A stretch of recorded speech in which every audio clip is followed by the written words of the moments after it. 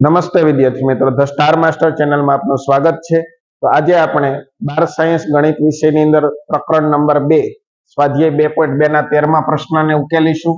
cos inverse cos 7π/6 cos inverse નો વિસ્તાર જે છે એ આપણને 0 થી પાઈ મળે છે।